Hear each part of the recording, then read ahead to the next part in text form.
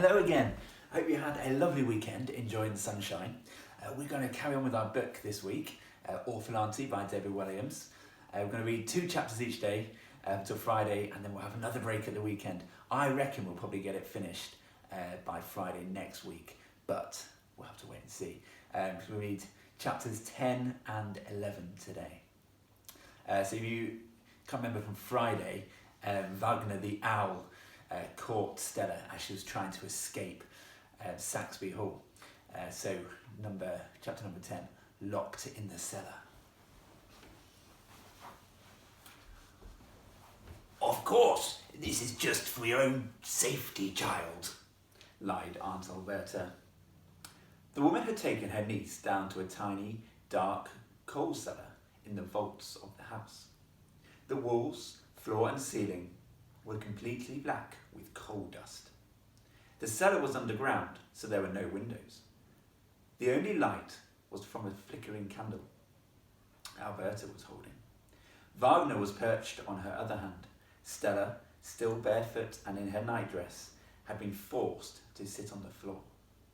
Aunt Alberta towered over her niece menacingly. "You can't lock me up in here," exclaimed Stella. "It's only for your own good," replied the woman. How can being shut away in a coal cellar be for my own good? The girl's spirit wasn't broken yet. "Because, child, with your poor mother and father gone, it has fallen to me, your favourite auntie to looky-wooky after you." "You're my only auntie," said the girl. "Then I must be your favourite. I know their passing must be terribly upsetting for you, as indeed it is for me." "You don't seem at all sad about it," interrupted Stella, but it didn't affect Alberta's flow. "But you must never try and run away from home again. Running through the snow barefoot in your nightdress, good heavens, you could catch your deathy-wethy." "I need to know the truth of what happened to my parents," demanded the girl. Aunt Alberta paused for a moment. Her eyes narrowed. "I told you the truth, young lady. It was an accident. A-C-C-E-D-A-N-T. Spells accident." Each word was loud and clipped, coming out of her mouth like bullets being fired from a gun. "It's a lie, how dare you!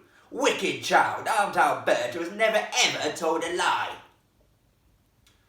"You told me my bones were broken. That was a lie." Stella could see the woman was becoming angrier and angrier. Her big bulbous nose was twitching with fury, but she was trying to hide it. "They were all broken, child. Every last one. That's why I bandaged you up." "And you lied on the telephone to my headmistress when you said I was still in a coma." Now Aunt Alberta let out a long, low growl. This startled the owl, who was perched as always on her hand. Wagner turned his head 180 degrees to see where the sound was coming from. Alberta quickly composed herself. "You had only just woken up, child. You weren't well enough to go back to school straight away. So, yes, perhaps I bent the truth. A teeny-weeny bit. But only to protect you, my darling Stella Wella-woo-wah." Aunt Alberta had an answer for everything. Stella sighed. "I'm really hungry and thirsty." "Of course you are, my poor dear. Wagner can do one of his special shakes," said the woman with a flourish. "Shakes?" asked the girl. "Yes, like you had when you were in your coma. So nutritious. In fact, I have some very tasty ingredients in my pockets. He can chew them all up for you, so it's in liquid form." "No," protested Stella. Aunt Alberta started rummaging through her pockets. "What do you fancy?" she asked cheerfully. She pulled out a cockroach and a field mouse. "Cockroach and mouse shake?" "No," protested the girl.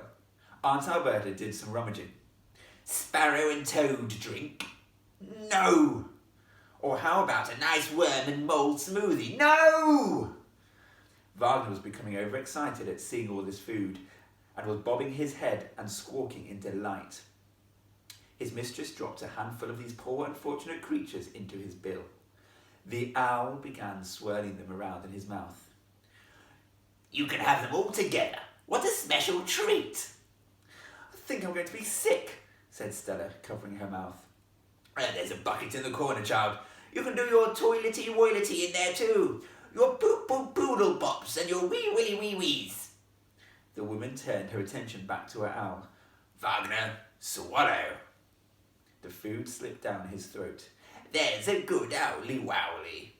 Alberta kissed him on his bill and trotted over to the metal door. You can't leave me here, protested Stella. It's for your own safety, child. We can't have you trying to run away now, can we?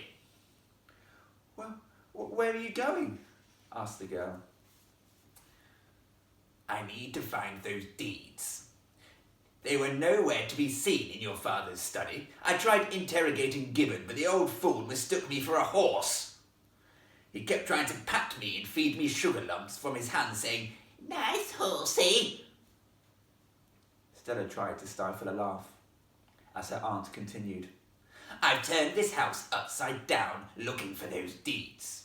When your father's will was read, he said he had hidden them somewhere I would never find them. It's absolutely infuriating. Alberta stamped her feet on the floor in frustration before she looked down at her trembling niece.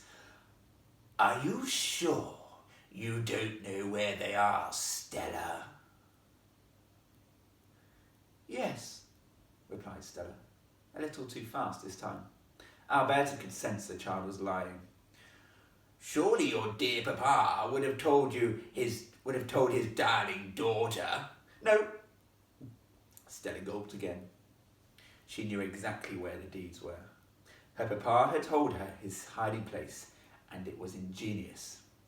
It was somewhere the late Lord Saxby was convinced that his sister Alberta would never, ever look. Can you guess where?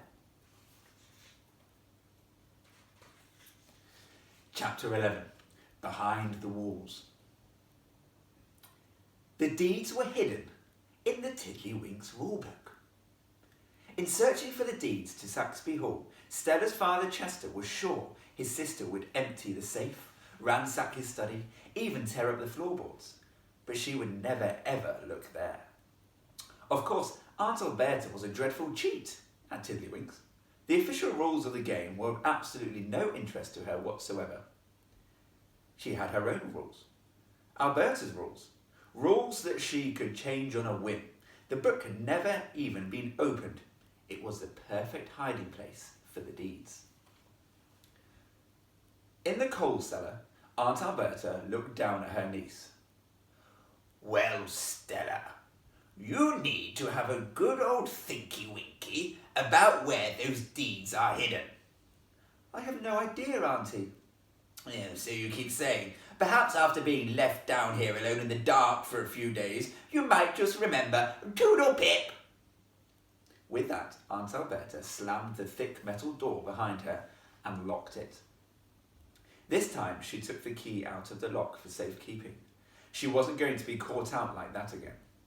Stella listened to the sound of receding footsteps as her aunt climbed the old stone staircase back into the main part of the house. Without the light from the candle, the cellar was now pitch black. It was a pity that Stella was afraid of the dark. Still, in just a nightdress, the girl crawled over to where she remembered the door was. Feeling with her hands, she found the handle, but it wouldn't open. It was pointless to even try. But Stella was desperate not to be left down here a moment longer. Next, she traced the edges of the room with her fingers, searching for any holes or gaps in the wall she might be able to scratch away at with her fingernails to make bigger. There weren't any. The floor was made of stone and had to be inches thick. Ow! She banged her head against a metal bucket, and then her hands found a mound of pieces of coal that had been piled up in the corner of the room. Defeated, there was nothing left to do but try and rest. Stella moved the lumps of coal around with her hands in an attempt to make a pillow for her head. Lying there, she began to softly cry herself to sleep.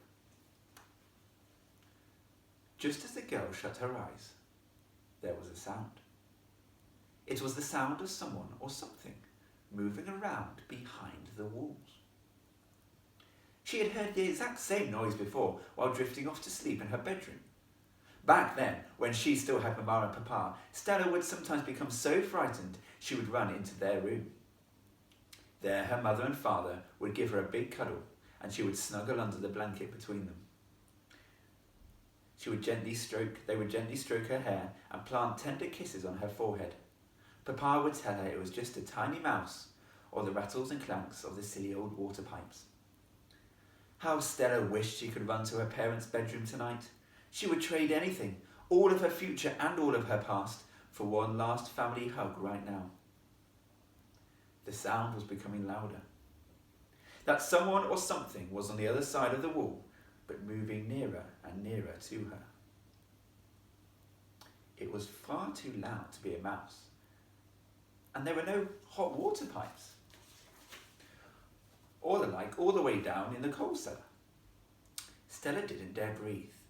She thought if she didn't move or make a sound, she might be safe, and whatever it was might pass. However, her heart was pounding in her chest. It was going to give her away. In the silence of the cellar, her heartbeat seemed as loud as thunder.